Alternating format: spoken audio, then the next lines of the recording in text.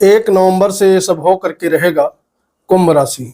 मित्रों नमस्कार, मैं मयंक त्रिपाठी नव ज्ञान ज्योतिष चैनल पर आप सभी दर्शकों का हार्दिक स्वागत करता हूं।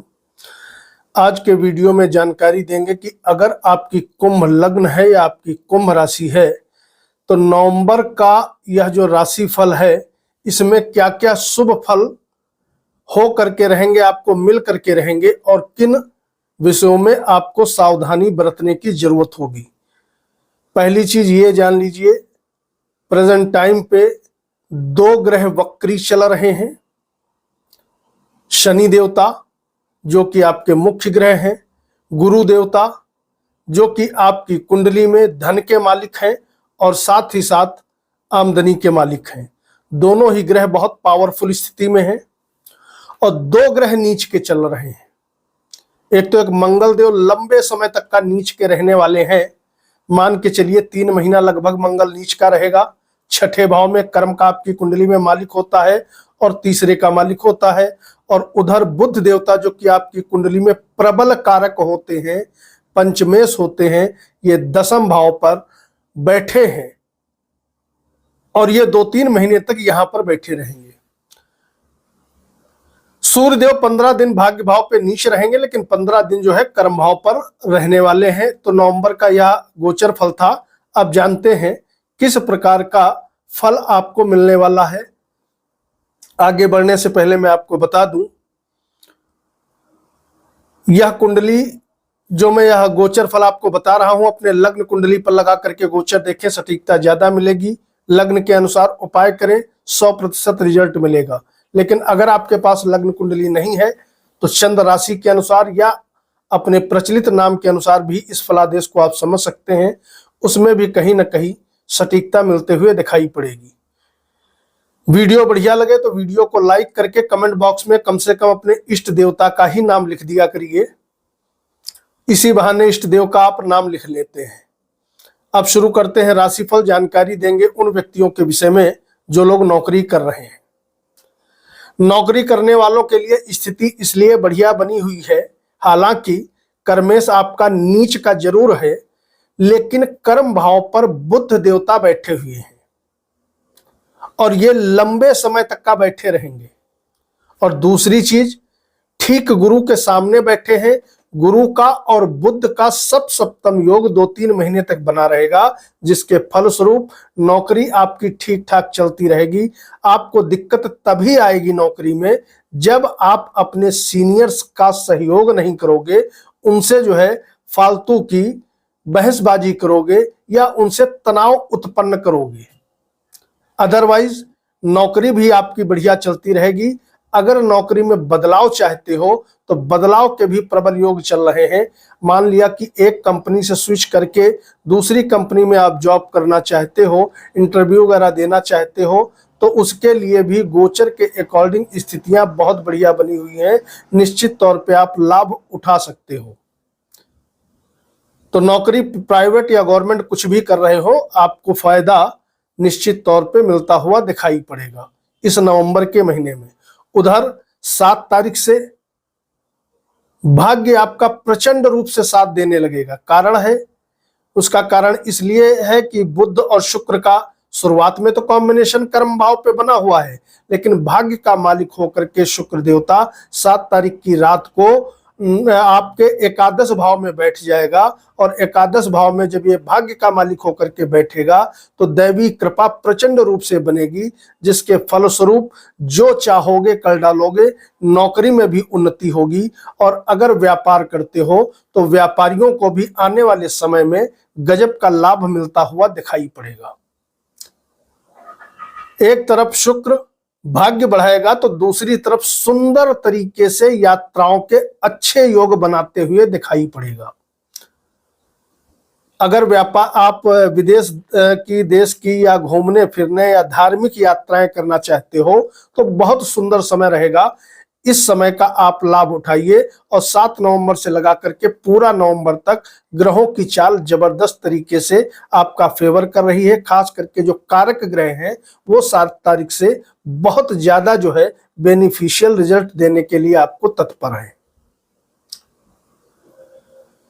शनि वक्री है, किसी भी प्रकार से शनि बहुत ज्यादा पीड़ित नहीं है। हालांकि शनि पर मंगल की अष्टम दृष्टि जरूर पड़ रही है, लेकिन शनि स्वराशि का केंद्र में बैठा हुआ है, मजबूत अवस्था में बैठा हुआ है अपनी ही राशि में। शश योग का कहीं ना कहीं ये लाभ दे रहा है। तो इस समय हो सकता है मंगल की अष्टम दृष्टि की वजह से आपको बहुत ज्यादा मान सम्मान न मिल पाए, लेकिन आपका स्वास्थ्य बढ़िया रहेगा और किसी भी प्रकार की कोई भी नकारात्मकता आपको नहीं छू पाएगी। ये एक प्लस पॉइंट है, क्योंकि स्वराशि में जब भी कोई ग्रह होता है तो बहुत मजबूत होता है, और शनि तो वक्री चल रहा है। तो ऐसे में शनि देव की भी अपार कृपा आपको निश्चित तौर पे मिल रही है। इसका भी आप लाभ उठाइए, और समय की चाल बढ़िया है।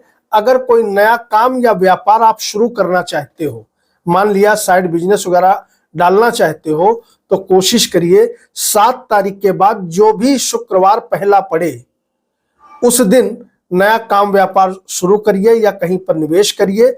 उसमें जबरदस्त तरीके से आपको लाभ की प्राप्ति होते हुए दिखाई पड़ेगी। प्रेमी जोड़ों की बात करें तो यहां पर भी वही नियम लागू होगा कि 7 तारीख के बाद से स्थिति बहुत सुंदर बन जाएगी। वैसे तो अच्छी है प्रेमी जोड़ों के लिए पूरा महीना समय, लेकिन 7 तारीख के बाद बहुत अच्छी स्थिति बन जाएगी। और विद्यार्थियों के लिए भी यही नियम लागू होगा। विद्यार्थी वर्ग के लिए भी 7 तारीख के बाद स्थिति बहुत अच्छी होगी। हाँ, हो सकता है विद्यार्थी वर्ग पढ़ाई के सिलसिले में इधर उधर जाएं, क्योंकि यात्रा के योग नजर आ रहे हैं। खास करके विद्यार्थियों के लिए भी योग नजर आ रहे हैं। जिन कुंभ लग्न या कुंभ राशि वालों के दुश्मन बहुत ज्यादा हैं, तो शत्रुता पर आपको विजय हासिल होगी, कोई डाउट नहीं है। निश्चित तौर पे कोर्ट कचहरी, वाद विवाद, मुकदमों से आपको राहत मिलते हुए दिखाई पड़ेगी। एक काम जरूर करिएगा, यह एक उपाय समझ लीजिए, चाहे जो भी समझ लीजिए, कि अनावश्यक जब तक जीने मरने की स्थिति ना हो, किसी से भी कर्जा आपको नहीं लेना है। इस चीज को कतई गांठ बांध करके रख लीजिए, क्योंकि अगर कर्जे के दलदल में आप फंस गए तो निश्चित तौर पे आप परेशानियों का सामना आगे चल के करोगे। तो पैसा उधार किसी को देना नहीं है, पहली चीज। दूसरी चीज, पैसा किसी से उधार लेना नहीं है। ये दोनों चीजें आपको ध्यान रखनी होगी। बुद्धि में सकारात्मकता बनी रहे, इसके लिए आपको चाहिए कि आप शनिवार शनि मंदिर में एक सरसों के तेल का दीपक जलाएं, तो आपके लिए बढ़िया रहेगा। अगर बात करें वैवाहिक जीवन की, तो भैया वैवाहिक जीवन आपका 15 दिन गड़बड़ दिख रहा है। यानी कि 1 से लगा करके 15 दिन तक का स्थिति सामान्य रहेगी, बुरी नहीं है लेकिन सामान्य रहेगी। लेकिन 16 तारीख से वैवाहिक जीवन फिर लंबे समय के लिए आपका बढ़िया होता हुआ दिखाई पड़ेगा। तो पति पत्नी को चाहिए आपस में एक दूसरे को समझें और छोटी छोटी बातें अवॉइड करें, तो आपके लिए अच्छा रहेगा। जो जातक शेयर मार्केट में निवेश करते हैं, उनकी जानकारी के लिए मैं बता दूं, समय की चाल बहुत बढ़िया है।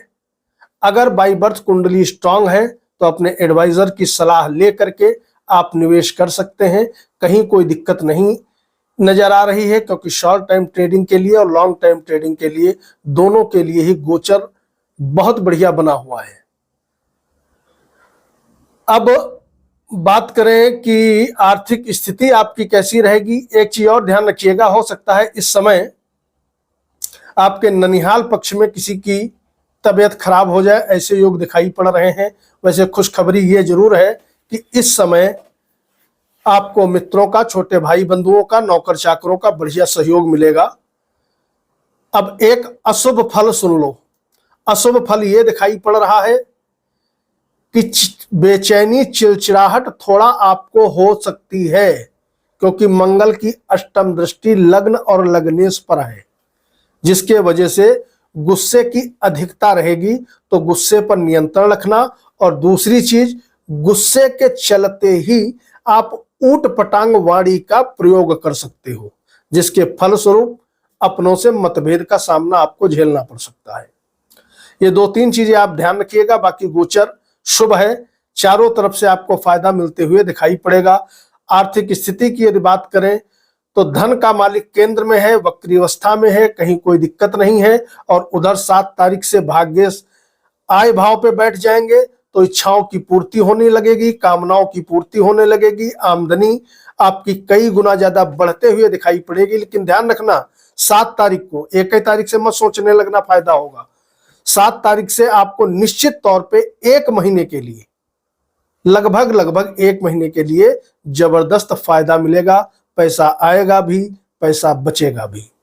उपाय करके कमेंट बॉक्स में अपने इष्ट देवता का नाम लिखना मत भूलिएगा। मयंक त्रिपाठी को अनुमति दीजिए, कल मिलते हैं। नमस्कार।